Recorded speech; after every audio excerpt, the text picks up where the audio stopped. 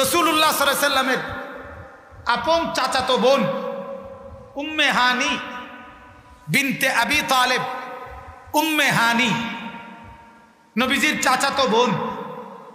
উনি একদিন নবীজিকে বলছেন, ইয়া রাসূলুল্লাহ ইন্নী কাদ দাউফতু ওয়া কাবরতু, আমি বুড়ো হয়ে গেছি, দুর্বল হয়ে গেছি, এখন আমি বসে থাকতে হয়, চলতে ফিরতে পারি না।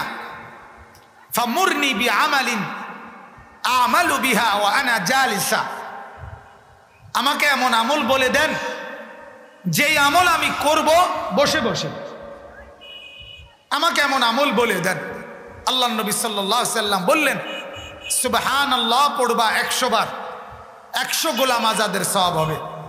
আলহামদুলিল্লাহ পড়বা 100 বার, 100 ঘোড়া আল্লাহর রাস্তায় দান করার সওয়াব হবে। আল্লাহু আকবার পড়বা 100 বার, 100 উট আল্লাহর রাস্তায় কুরবানি করার সওয়াব হবে। 100 বার লা ইলাহা ইল্লাল্লাহ পড়বা, আসমান এবং জমিনের ফাঁকা জায়গা নেকিতে পূর্ণ হয়ে যাবে। তামলা উমা বাইনাস সামাই ওয়াল আরদ, এই যে আমল বলছে। আজকে তো আলহামদুলিল্লাহ আমরা পর্যাপ্ত পরিমাণ বয়ান, আমিও অন্য